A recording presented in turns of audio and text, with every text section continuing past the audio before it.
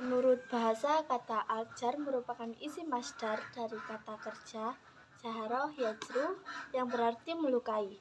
Dan sedangkan menurut istilah ilmu hadis, kata al-jar berarti tampak jelas sifat pribadi periwayat yang tidak adil atau yang buruk di bidang hafalan serta kecermatannya. Dan keadaan itu menyebabkan lemahnya riwayat yang disampaikannya.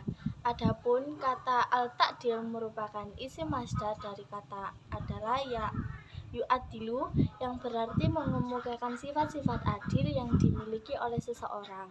Dan sedangkan menurut istilah ilmu hadis, kata al-ta'dil adalah mengungkapkan sifat-sifat bersih yang ada pada seseorang periwayat sehingga tampak menjadi jelas sifat pribadi periwayat itu, dan oleh karenanya riwayat yang disampaikannya dapat diterima.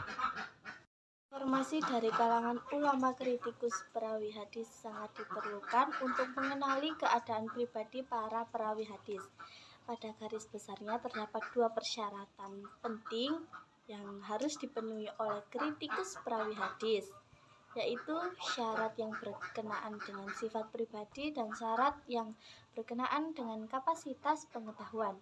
Sedangkan cara mengemukakan kritik, sikap ulama kritikus periwayat hadis dapat digolongkan menjadi 3 tingkatan, yaitu sikap yang ketat, sikap yang longgar, dan sikap yang berada di tengah-tengah antara keduanya.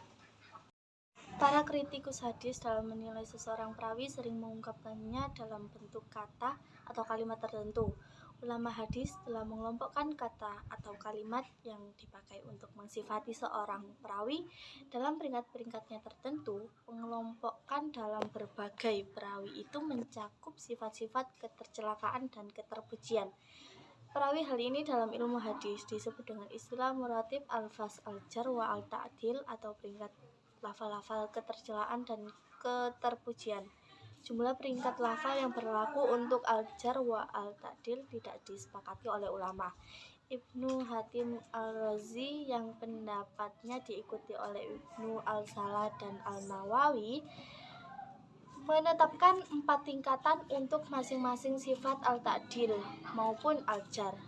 Al-Zahabi dan al-Iraqi menetapkan 5 tingkatan, sementara Ibnu Hajar al-Asqalani menetapkan 6 tingkatan untuk hal yang sama.